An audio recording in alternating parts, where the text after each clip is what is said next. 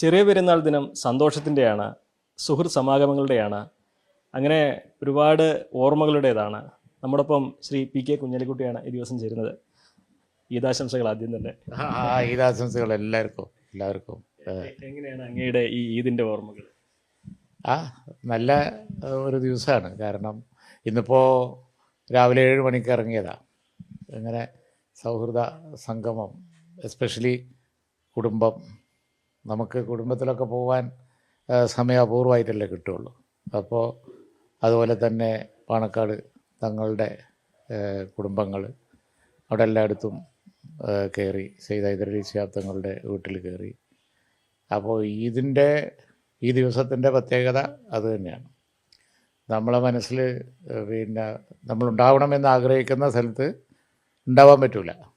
പക്ഷേ ഈ ഒരു ദിവസം എല്ലാവരും ഒഴിവ് തരും. അപ്പോൾ തറവാട്ടിൽ, അതുപോലെ തന്നെ തങ്ങളെ വീട്ടിലൊക്കെ ഈ ഗ്രാമത്തിൻ്റെ ചുറ്റുഭാഗത്തുള്ള എല്ലാ വീടുകളിലും തിരക്കുകളൊന്നും ഇല്ലാതെ ഒരു സാധാരണ മനുഷ്യനെ അതെ ജാതി മത വ്യത്യാസമില്ലാതെ ആ സൗഹൃദ സന്ദർശനം ഇപ്പം ഇന്ന് തുടരും. ഇനിയിപ്പോൾ അടുത്ത വീട്ടിൽ പോകും. അപ്പോൾ ബാല്യകാല സുഹൃത്തുക്കളുണ്ടാവും, അവരിങ്ങോട്ട് വരും.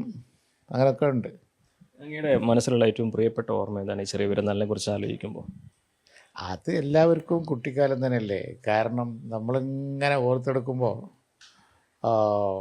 പെരുന്നാൾ ദിവസം, ഇന്ന് ദിവസങ്ങൾ തമ്മിലുള്ള വ്യത്യാസമൊന്നും നമുക്ക് അങ്ങനെ ഫീൽ ചെയ്യില്ലല്ലോ. പക്ഷേ ഒരു ദിവസം വരുന്നുണ്ട്, അത് പെരുന്നാളാണ്, അന്ന് പുത്തൻ ഉടുപ്പിടാം, ഡ്രസ്സ് ചെയ്യാം എന്നൊക്കെ ചിന്തിച്ച് നേരത്തെ കാത്തിരിക്കുന്ന പ്രായം ശൈശവമാണ്. യാതൊരു സംശയവും ആ കാര്യത്തിലില്ല. അത് ഞങ്ങൾ കുട്ടികൾ തമ്മിൽ ഈ നഖം നോക്കും, നഖത്തിൻ്റെ മുകളിലൊരു വൈറ്റ് പാർട്ട്, അപ്പോൾ അത്രയും ഡ്രസ്സ് കിട്ടും എന്നാണ്. അപ്പോൾ ഭാഗ്യവന്മാരാരാ നോക്കും ഈ പെരുന്നാൾക്ക് അധികം ഡ്രസ്സ് ആർക്കാണ് കിട്ടുക എന്നുള്ളത്. അന്നൊരു പുതിയ ഷർട്ടിട്ട് പാൻറ്റോ ട്രൗസറോ തുണിയോ എന്താ വെച്ചാൽ അതെടുത്ത് വരുമ്പോഴുള്ള ഒരു വ്യത്യാസമുണ്ടല്ലോ, അത് ആ ദിവസത്തിൻ്റെ ഓർമ്മയിൽ നിറഞ്ഞു നിൽക്കുന്ന അതുപോലുള്ള അനവധി സംഭവമുണ്ട്. ബഹളം വെച്ച് ഓടിപ്പോക്കും വരവും അതും ഇതും. പിന്നെ പുഴയിൽ പോയി ചാടി വന്ന് മണപ്പുറത്ത് ഇരുന്നിട്ട് എല്ലാവരും കൂടി കൂട്ടം കൂടി അവിടെ ഇരുന്ന് കളിക്കും. അതെ, നമ്മുടെ അന്നത്തെ സുഹൃത്തുക്കളൊക്കെ പിന്നെ ഇപ്പോൾ കാണാറുണ്ട്, കണ്ടിട്ടുണ്ടോ? പിന്നെ അവരിൽ പലരും ഇപ്പോഴും ഉണ്ട്. ഞങ്ങൾ ഓർമ്മകൾ അയവിറക്കാറുണ്ട്, അതേ സ്ഥലത്ത് പോയി നോക്കാറുണ്ട്, അതൊക്കെ ഉണ്ട്. ഏറ്റവും പ്രധാനപ്പെട്ട അങ്ങ് പറഞ്ഞിട്ടുള്ളത് വലിയതങ്ങളുമായിട്ടുള്ള ഒരു ബന്ധം. പെരുന്നാൾ ദിവസം എത്ര തിരക്കുണ്ടെങ്കിലും ആദ്യം അദ്ദേഹത്തെ പോയി കണ്ടിട്ടായിരുന്നു തുടങ്ങാന്ന് പണ്ട് പറഞ്ഞു കേട്ടിട്ടുണ്ട്. അല്ല, അങ്ങനെ തന്നെ ഇന്നും അങ്ങനെ തന്നെയായിരുന്നു. ഇന്ന് പള്ളിയിൽ നിന്ന് ഇറങ്ങി നേരെ തറവാട്ട് പോയി. തറവാട്ടിൽ ജ്യേഷ്ഠന്, അനുജന്, പെങ്ങന്മാർ അവരൊക്കെ എല്ലാവരും കൂടി ഒരു വീട്ടിലൊത്തുകൂടും. അതേ പതിവ് തങ്ങളുടെ വീട്ടിലുണ്ടെന്നറിയാം. അപ്പോൾ ഇന്ന് ഹൈദരലി തങ്ങളുടെ വീട്ടിലായിരുന്നു, സെയ്ദ് ഹൈദരലി തങ്ങളുടെ വീട്ടിലായിരുന്നു. അവിടെ ചെന്നു എല്ലാവരും കണ്ടു. ഈ പതിവൊന്നും ഒരുവിധം ഒന്നും ഒരു കാലത്തും തെറ്റിയിട്ടില്ല. വർഷങ്ങളായിട്ടുള്ള ശീലം തന്നെയാണ്. അപൂർവമായി വല്ലപ്പോഴും തെറ്റിയിട്ടുണ്ടോ എന്ന് എനിക്ക് ഓർമ്മയില്ല. അതുപോലുള്ള വിദേശത്ത് പോയപ്പോഴോ അങ്ങനെയൊക്കെ, അല്ലെങ്കിൽ തെറ്റാറില്ല. ഇപ്പോൾ കാലങ്ങൾക്ക് ഇപ്പുറം വലിയ തിരക്കിലാണ് ഓരോ ദിവസവും ചിലവഴിക്കുന്നത്. എന്നാലും ഈ ദിവസം സമയം കണ്ടെത്തി പ്രിയപ്പെട്ടവരെ കാണുന്നു. പക്ഷേ ഇപ്പോൾ മറ്റൊരു പ്രധാനപ്പെട്ട ഒരു കാര്യം, ഈ കാലഘട്ടം വല്ലാതെ അങ്ങ് പങ്കുവച്ചിരുന്ന സൗഹൃദത്തിൻ്റെ അന്തരീക്ഷമൊക്കെ മാറി ലഹരിയൊക്കെ വല്ലാതെ പടരുന്ന തരത്തിലേക്ക് മാറുന്നു. എന്താണ് അതിനെതിരെ നമുക്ക് കൊടുക്കാൻ കഴിയുന്നൊരു സന്ദേശം?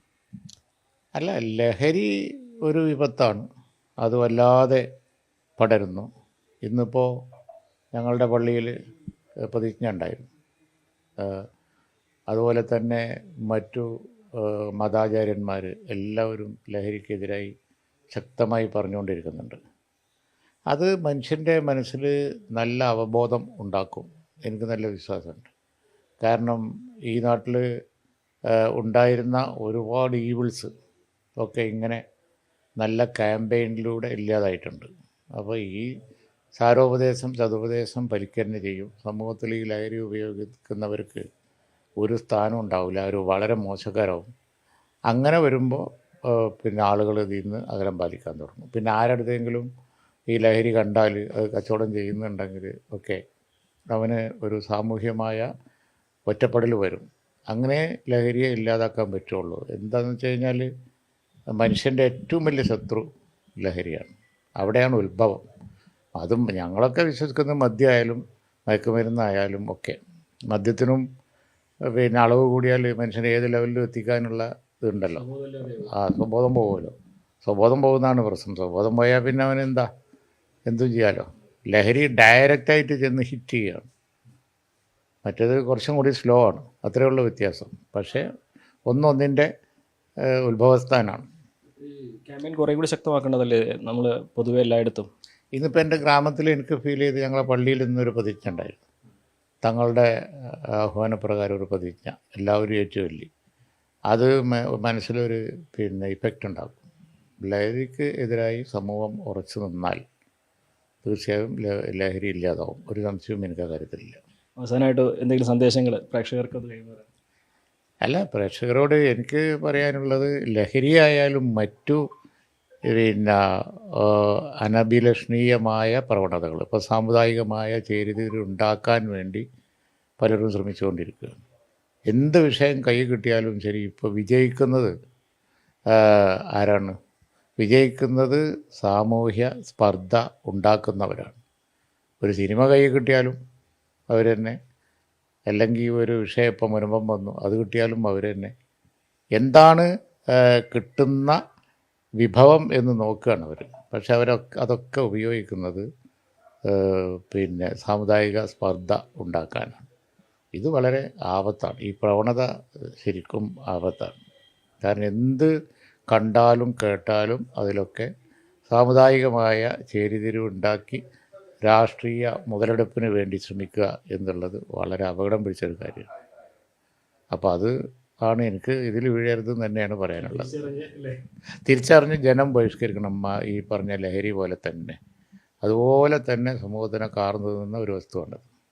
വിഷയം വളരെ വിലപ്പെട്ട ഒരു സന്ദേശം കൂടിയാണ് അദ്ദേഹം പങ്കുവച്ചിട്ടുള്ളത്. അദ്ദേഹത്തിൻ്റെ പെരുന്നാൾ ഓർമ്മകൾക്കൊപ്പം. അഖിൽ ഓട്ടുപാറയ്ക്കൊപ്പം CV അനുമോദ്, ന്യൂസ് 18.